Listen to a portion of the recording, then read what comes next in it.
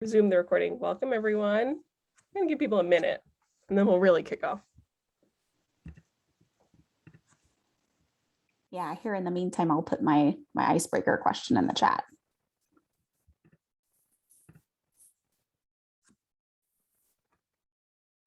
Yeah, feel free to throw your custom name in your name bar thing. I don't know, name tag? I don't know what it's called, but you know what I mean. Thanks. We have an FSU student, Abby. Part of my presentation. How did they know?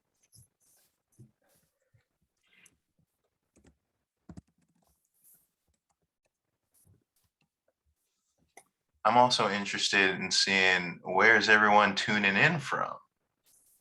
Feel free to unmute and say it or throw it in the chat. Ooh, more people are joining.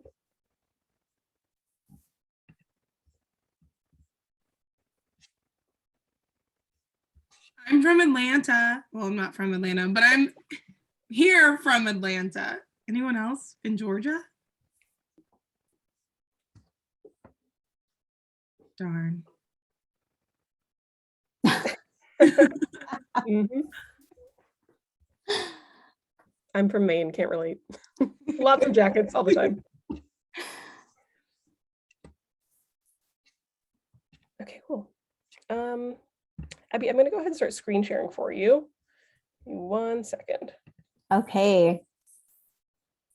So also, if you're going to answer our what's your favorite sign of spring, first sign of spring in the chat, that's our icebreaker question. We'd also love to know what your custom name is and where you're calling in from.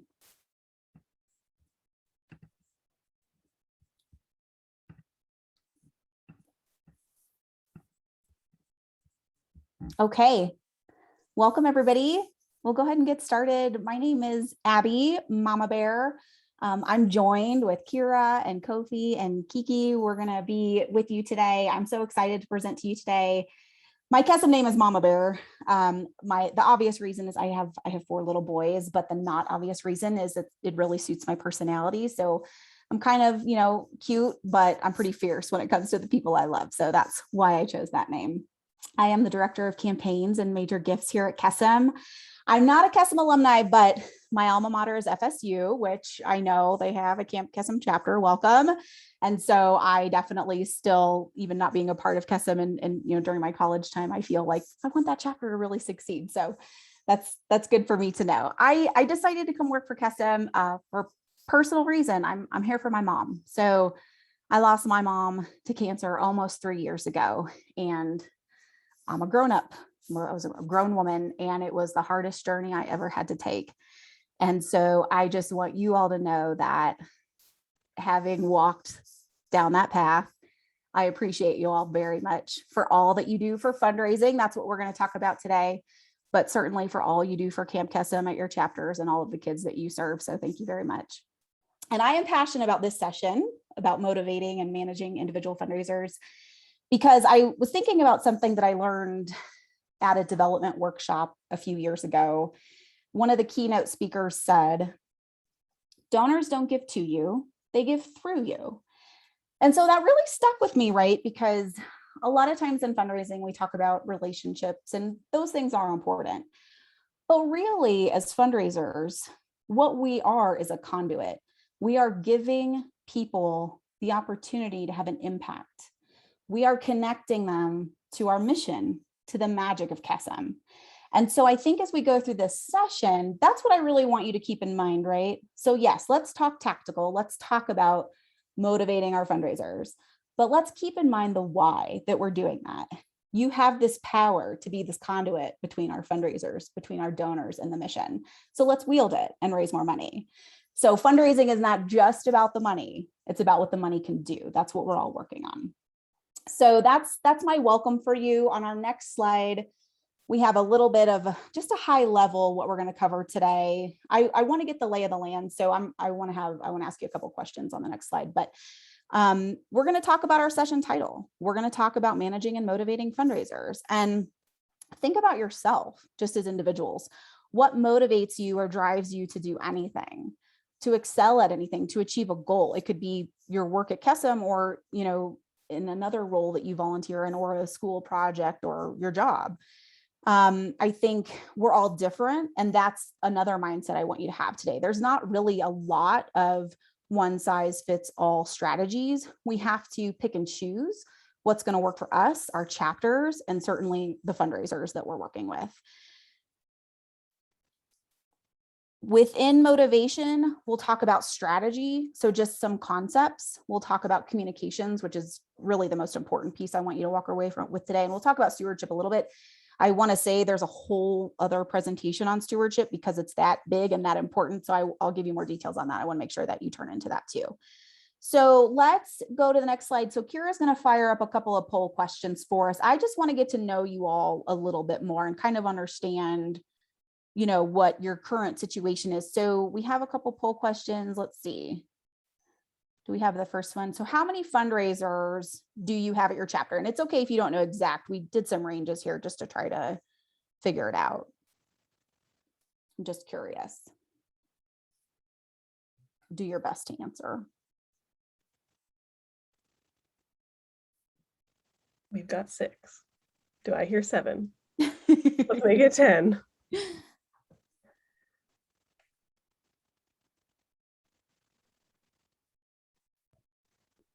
Do you want me to close it, Abby?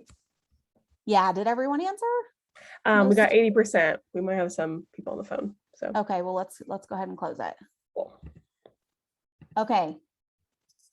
Okay, interesting. So the majority of us are a little bit less than 25. Okay, great.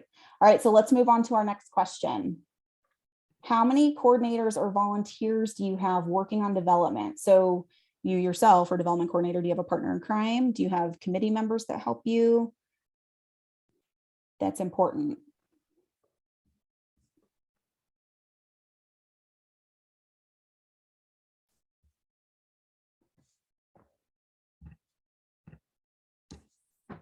Okay, that's kind of what I was expecting, but I wanted to make sure. So I will definitely keep that in mind as we're working through our content today. And then our last question. So how much of your chapter revenue, to the best of your knowledge, comes from your individual fundraisers? This one might be a little trickier to answer, but just to the best of your knowledge. And if you don't know, that's okay.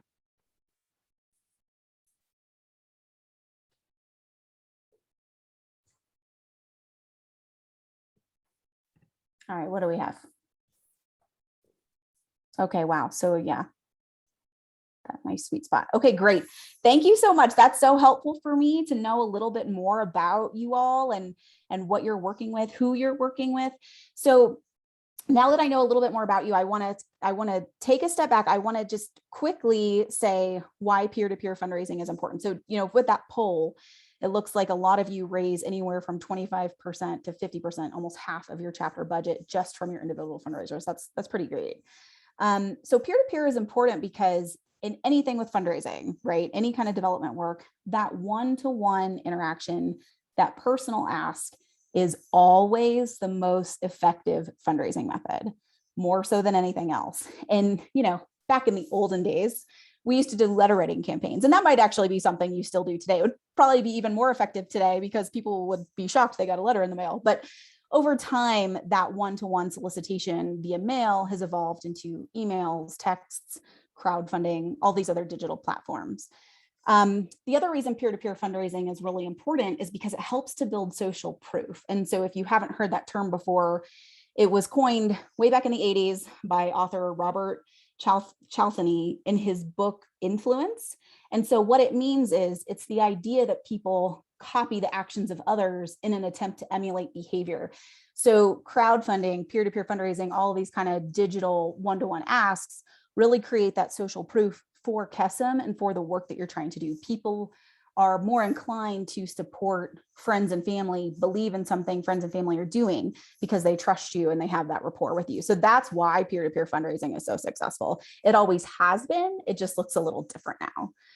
So what we're going to start walking through is how to keep your fundraisers on track, how to keep them motivated, really how to keep inspiring their confidence and pushing them toward achieving or excelling, exceeding their goals.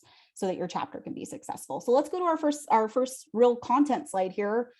The first thing we want to do is make it easy for them. And I know that sounds so obvious, but I have to say it. So you all know if you provide your fundraisers with tools, templates, all the information they need, they are going to be successful. Nobody likes doing something where you're not sure what room you go to or which direction you take. We all like to be really clear. You know, you don't, if your roommate's going to go to the store for you, you don't say like, yeah, cool, bring me back some cheese. Like, you're probably really specific. I need shredded mozzarella cheese. I like Tillamook. You know, we're all very particular about ranch dressing. So I think it's the same thing with anything that we're doing fundraising. We want to make it very obvious. We want to make it very easy.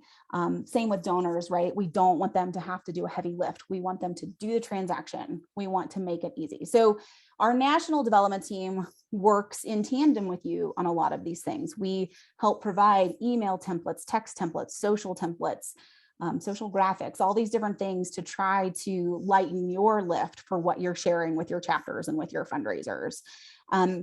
This is something that we actually all do with KESM National as well with our own staff internally.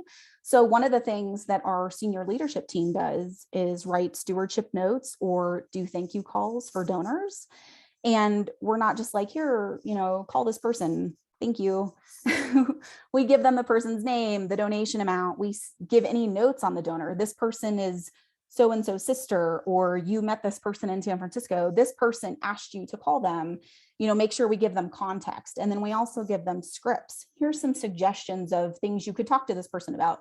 Here's different ways to say thank you. Here's different things you could ask them. So we really try to provide a clear roadmap to our senior leadership team to make sure that they feel confident in doing those stewardship calls. So just all the things that you're doing, giving your fundraisers those tools, those templates, and you know that feedback to us as well, if there's other things that you feel like you need so that we can work on developing those. The other important piece that we'll dive into as we go through these next slides is important campaign info, right? So it's not just about logistically, can people sign up for Classy? Okay. You know, do they have email templates? But, you know, also making sure they understand campaign dates, start and end dates, important dates, you know, maybe when your Make the Magic is, other things of how your entire year is looking for all of the work that you're doing with KESM. So let's go to our next slide. And this one is my favorite one. And if you take away anything from today's session, this is what I want it to be. And I hope it's something that you're already doing. It probably is.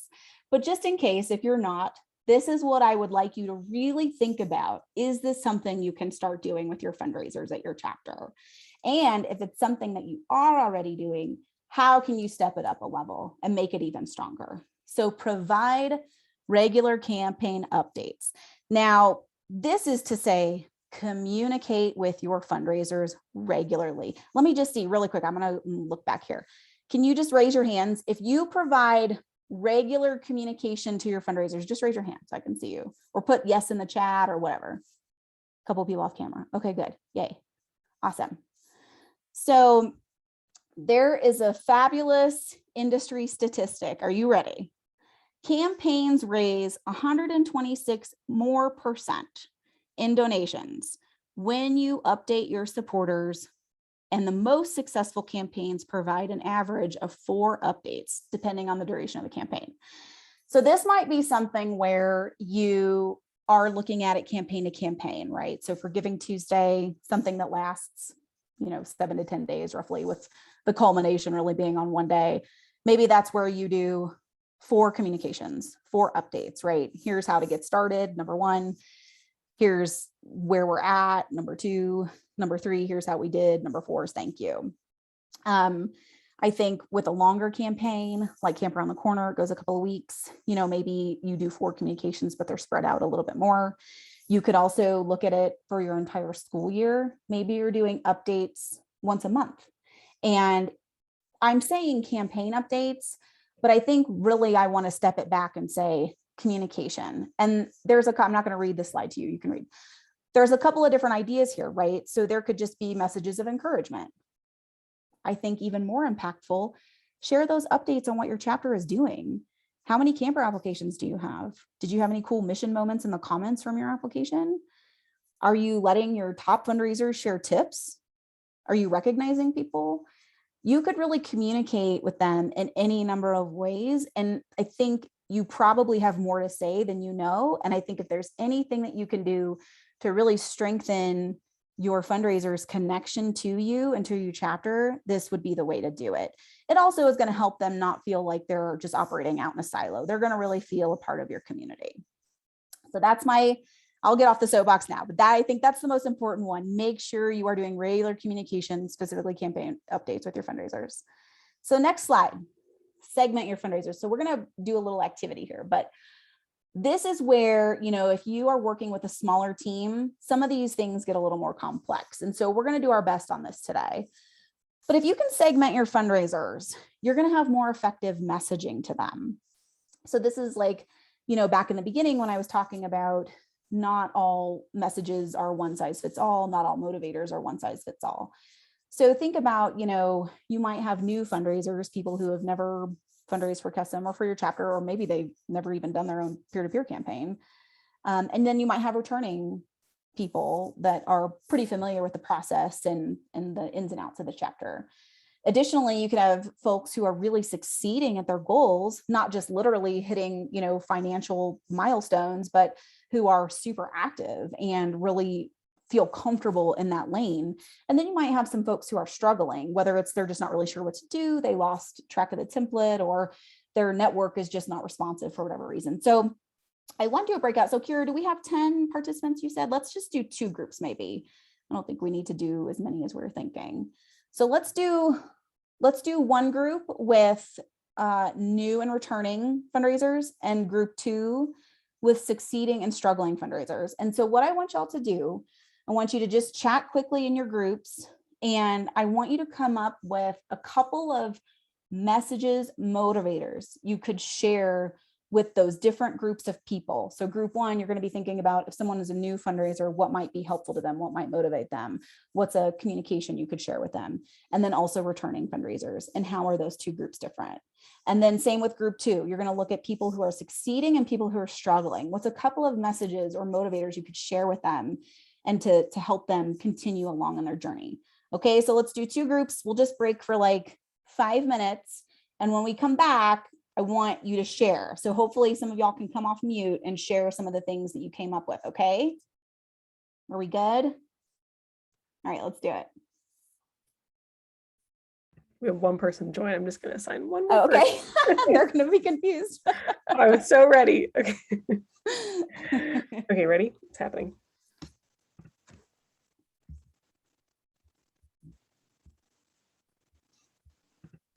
Welcome back. Okay, are we all back? Almost. I think so. Let me double check the rooms. Looks like group 2 still hanging out. Oh yeah, they're taking their last 30 seconds. Oh, okay. Okay, well, welcome back, group 1. And let's see, oh, there's still 30 seconds, you said. Yes. Okay, here we go. Aha. Okay, is everyone back? Yes. Okay, awesome. So I would like to hear from you. So for group 1 who had new and returning fundraisers, who is your designated speaker, presenter, who is going to share with us some of the messages you came up with?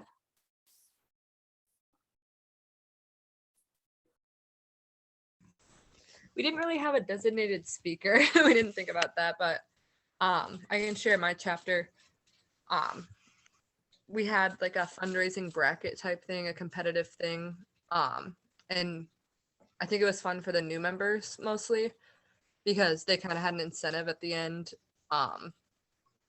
We did like gift cards and like Kesem shirts we had left over that they wouldn't have had because they weren't at camp the last year.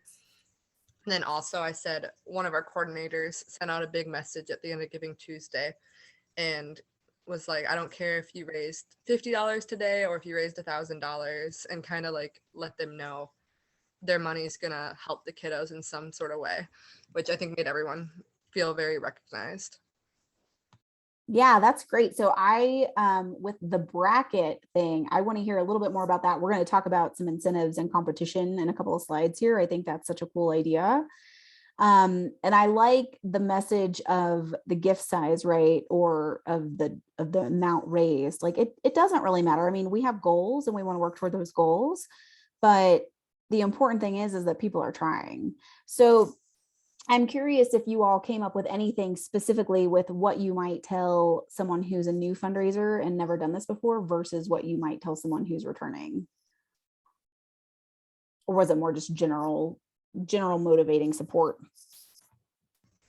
I think it was mostly general support, but for new fundraisers, it was kind of like we gave them the lowdown, like what, mostly for Giving Tuesday, like what we did. And like,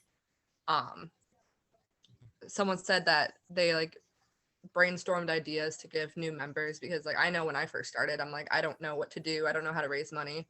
So they all kind of showed like returning fundraisers were like, oh, this is what I did last year. Like I dyed my hair a crazy color and everyone wanted to see that.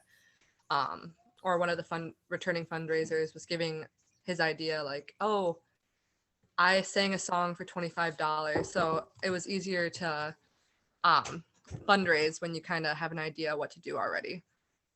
I love that. And I want to elaborate on something you said. So you said, when I first joined, I didn't really know what to do. So that's the hard part, right? So you all are development coordinators. You're very involved at a high level with everything Camp Custom at your chapter. We have to be able to remove ourselves from that and think, if I didn't know what I know, if I was new here, like what would I tell myself, or what would be important for me to know? And that's a hard thing to do.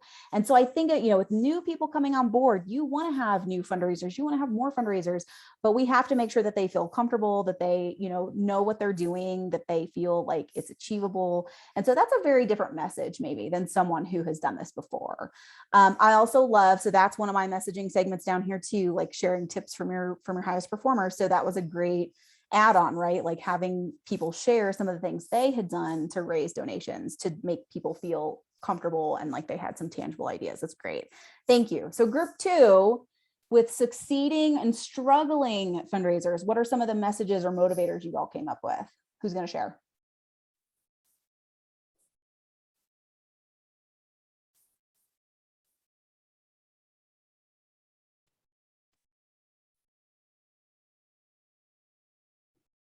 Anyone from group 2?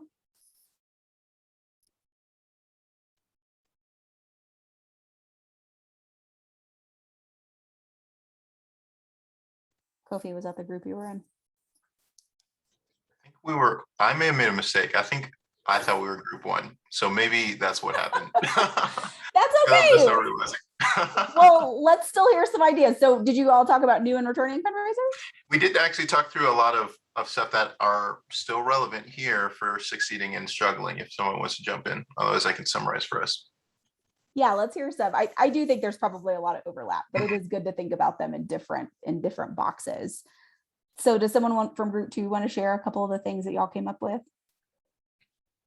One of the big things that we talked about was making sure that they're connected to the mission of CASM. And I think that that's something that, especially maybe with new members, or maybe they're struggling not just to fundraise, but struggling to stay connected to CASM as an organization.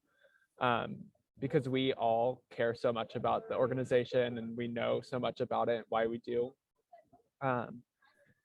And also, kind of with that, it's when you're fundraising to give concrete numbers to direct ask, like, oh, $1,000 is sending a kid to camp, or something along those lines, to make sure that their money seems like there's like a tangible. So like, oh, I donated 500 and that was halfway to sending a kid to camp. And really staying connected to the mission of custom, because sometimes when you're new or struggling, you might lose sight of that. That's a great answer. I love everything you just said. You hit so many nails on the head. So, thinking specifically about the $1,000 for sending a kid to camp, we in the fundraising space call those dollar handles, and that is such an effective tool with donors and with fundraisers, right? Because it's a very tangible thing to achieve, and then you completely understand the impact that you're having, right? So if I raise $1,000, that's enough to send a child to camp for a week. That's amazing. Makes me feel good, makes me know that there's something beyond just asking, all of my friends and family for donations. So that's great. And then you're right, connecting to the mission. And that's something to touch on, especially in this virtual world, right? Because it's been a while since we can do everything face to face and kind of the way that we did 3 years ago, 2 years ago. So I think being creative in how you communicate that with your fundraisers, that's why, I go back to the communication slide and say, tell them about all of your program updates, how many applications you have and any cool quotes, or, tell them what you're most looking forward to about camp season or about something in your role, share that experience with them so that they can feel that excitement, that anticipation, and that connection with you. So great. So anything else from group 2? I thought those are just fabulous points. All A++, both groups. Okay, so here that, there's just a couple of things there I already touched on, but, making sure that you're sending inactive fundraisers encouragement and advice. I'll give you a couple more specifics on that here in the next slide. Recognizing your top fundraisers and sharing tips, which you all have hit on all of those things. So great job. So let's go to our next slide. And so again, this might seem obvious and you've touched on this a little bit, but celebrating fundraising milestones. So using the proverbial thermometer, either literally or figuratively, to show your fundraisers how the campaign is doing or how your chapter is doing. And so there's been research on this, that fundraising thermometers or something similar, a visual that demonstrates, where you are according to your goal, against your goal, motivates supporters to reach their goals. So typically using some kind of visual like that or some kind of update increases overall giving by 35% over campaigns that don't use them. So a progress meter really helps people see, here's where we're at, here's where we got to be. And I think, this is something you can do, just updating with numbers, that's fine. I think a visual is probably a little bit more powerful. And so you can also communicate to fundraisers when they have hit a goal, yay, you reached $500, or when they're just shy, hey, Abby, you're just $30 away from 500, you can do it. And you can do it with your entire campaign, with your entire class of fundraisers, right? So you could use dollar amounts, yay, we've raised more than $10,000. Or even fuzzier, yay, we've raised more than last year, we want to keep going. So just any kind of context of where you're at, where you need to be, and how your fundraisers are helping you get there is really powerful. So next slide. So here we're going to dive in a little bit. And I realize, again, understanding from you all that most of you are working with, 1 to 2 people. So not a lot of person power. But fundraising incentives and competition can really do a lot when it comes to individual fundraisers. You can incentivize and create competition amongst individuals, teams, and even rival schools. So I want to just touch on a couple of things, and then I want to open it up for Kofi to share, because he's got some great examples to share with y'all, and I'm sure you all do too. So we'll have a little bit of open discussion here. But I think, with incentives, what I want to touch on is that we do this, at the national level, where all fundraisers that hit certain milestones, they get incentive prizes, and that's great. There might be something a little more micro that you want to do within your chapter, where it's, like everybody who raises $500 gets a Starbucks gift card or whatever, I think the one thing we always want to be conscious of when we're doing any kind of incentive prizes is just the expense ratio. So there's no hard and fast rule, but generally accepted in the nonprofit industry, a best practice is 80-20. So trying to honor the donor's wish, right? Like we want most of the money to go to the mission, to the program. So 80% of the gift goes to the mission, and up to 20% could go to fundraising costs, administrative costs, things like that. Another way we can inspire some competition is by assigning fundraising teams. So y'all have already touched on dollar handles, but think about your chapter budgets, right? And all of the different categories you have within your budget. You have a line item for program supplies, for meals, for snacks, for a campsite, for first aid, all these different things, right? you could assign your fundraisers into quote unquote teams where they are actively working together to try to make that goal, right? $10,000 for program supplies or whatever the number may be. It's kind of like penny wars that we all did in grade school, right? Like each grade's trying to raise the most money.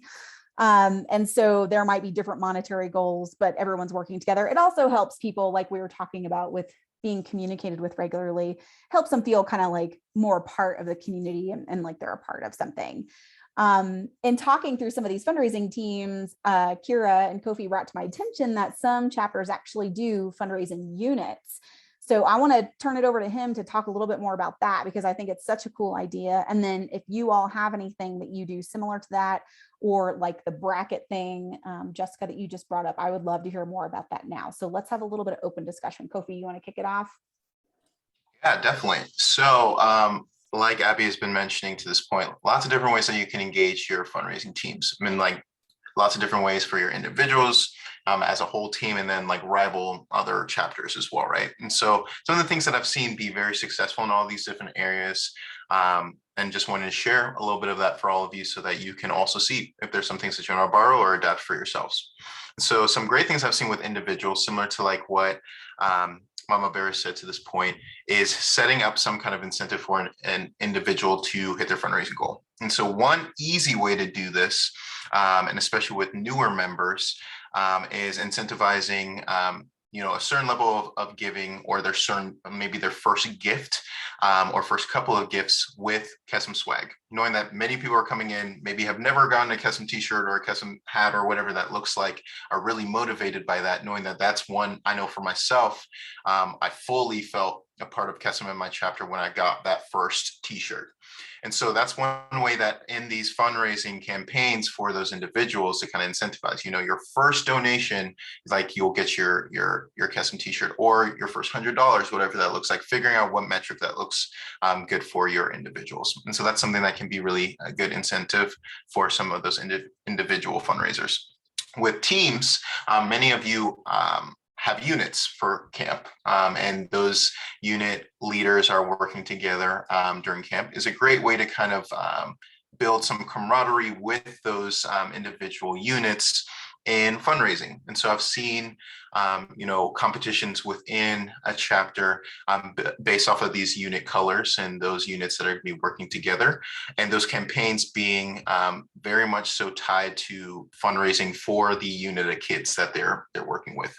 And so in the past, I've seen things like, maybe you're working with the pink unit and it's the 6 and 7 year old female identifying kiddos, being able to use those profiles, like these are the kids that we're fundraising for, this is the money that is tied to saying those kids, can be a good internal motivator in terms of that why, why we're doing this, like similar to like what Crocs said, like really humanizing that money.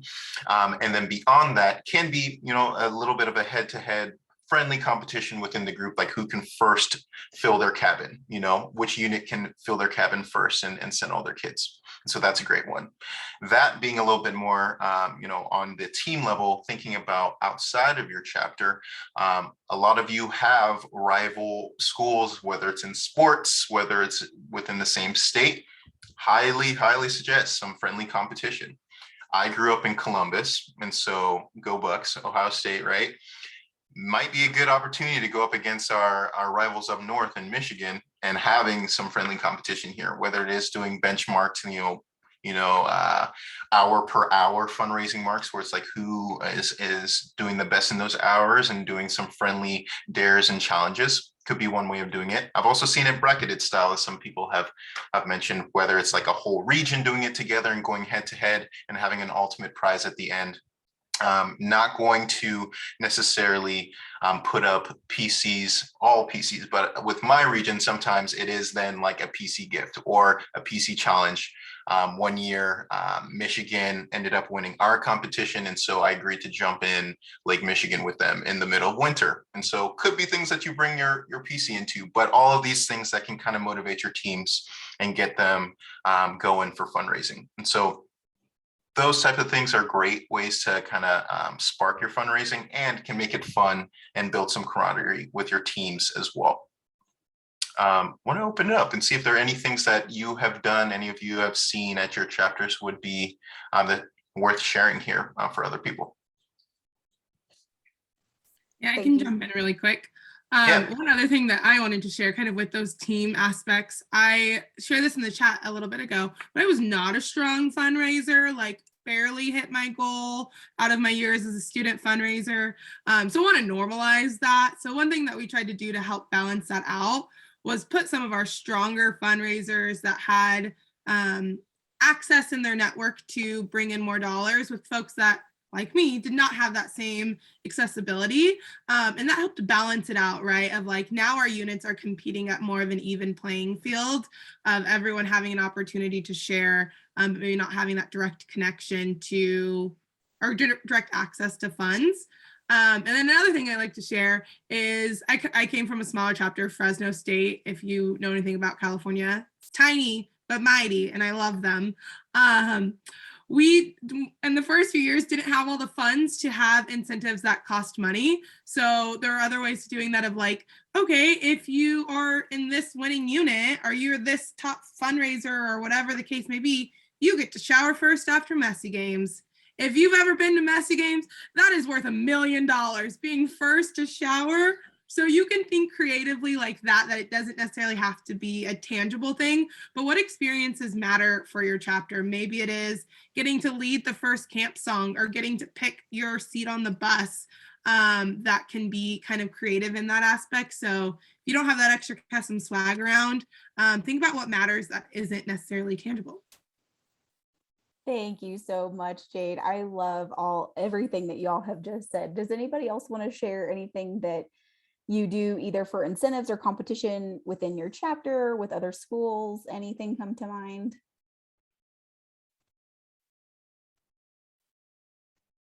I guess to build off of what Jade had kind of said about not always having the network, and our chapter, we also give effort points when we set up these competitions. So showing up to the power hours, going to the food fundraisers for every like friend you bring or whatever, like whatever effort. I know that that's a little bit subjective, but we try and make it that way, I guess. So it's not just, oh, you raised the most money, so here you go. So I think that also helps because it gets people to show up on the day of fundraising or on the day of or for the week of the campaign. That's a great point. Yeah, not all incentives have to be financially one, right? Like sometimes people even really do put in the work, but like, the money's just not there, and that's okay. Like they're working hard still and they're still trying. Anyone else?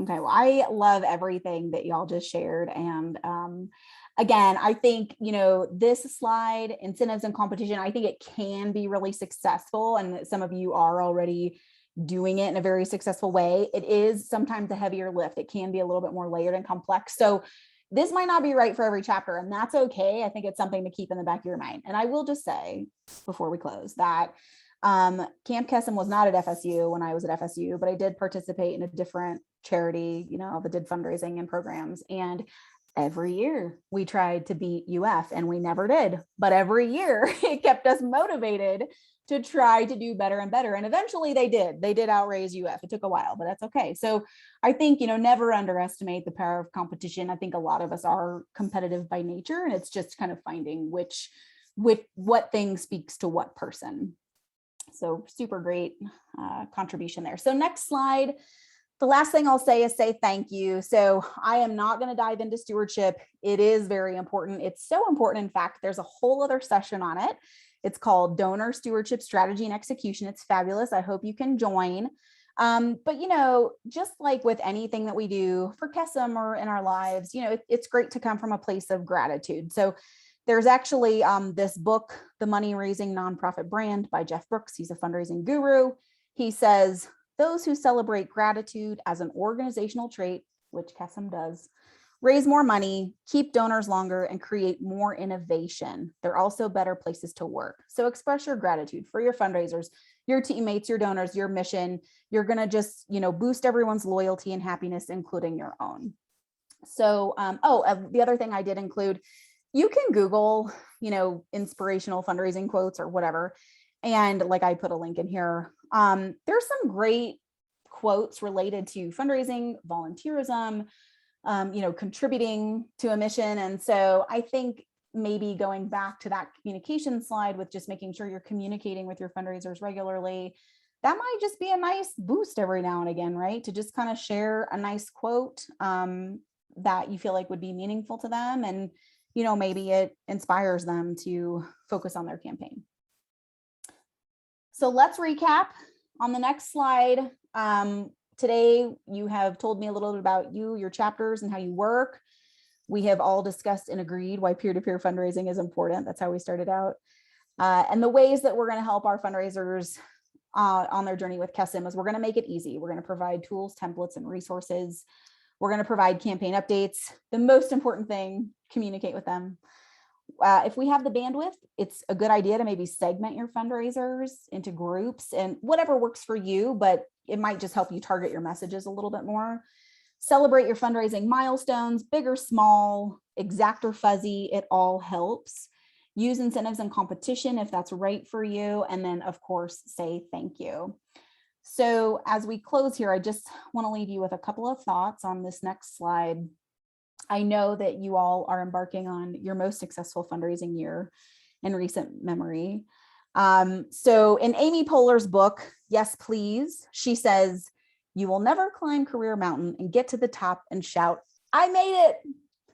You will rarely feel done or complete or even successful. And so in what your role is with KESIM, you're trying to climb the top of fundraising mountain. You're trying to help all your fundraisers get to the top of fundraising mountain. And maybe you'll get there, maybe you won't. But I think the point is for how passionate you all feel about the work that you're doing for the mission of KESIM, we're rarely going to feel done. We know there's always more we can do, more we can raise, more kids that we can serve. And I think just keeping that at the forefront of your mind and helping your fundraisers keep that at the forefront of their mind is going to help everybody try to keep getting to the top of fundraising mountain. Your passion is contagious. I mentioned this earlier. Use your enthusiasm. Let people feel it. Let people feed off of it. It will keep you motivated. It will keep other people motivated. Create more stories through the work that you're doing with KESIM. You care. Let other people see that you care and share that with them. So I want to thank you from the bottom of my heart for all that you do for KESIM, okay, as development coordinators, but again, in your larger role for how you're volunteering with our organization. I'm very grateful for you and all that you do. I'm so thankful that you spent some time with me today. I hope it was helpful for you. I think we have a few minutes. If there's any questions that y'all want to ask now, either live or in the chat, we can do either. If not, we are going to eventually at some point soon have some development team office hours. So, you can always reach out to your program coordinators with specific questions and things that you want to talk through and strategies you want to brainstorm. And then as we have development team office hours, we're happy to work with y'all one-on-one and, just provide any more help that we can to make you successful. So I don't know if there's questions now. Thank you so much for your time today. Good luck.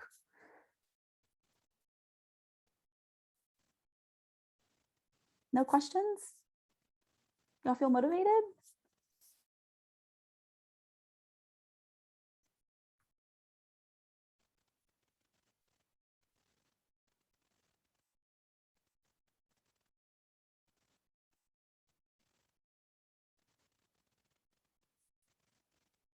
Okay. Oh, question? Did somebody come off mute? Goop, was that a question that you wanted to ask, or is that just? Oh no, she was asking us if we felt motivated. So I said yes. Oh, got you. Perfect. Just wanted to check. Okay, well, you all have a wonderful day. Thanks for spending your time with me. I hope to see you at more development sessions throughout Summit. Good luck.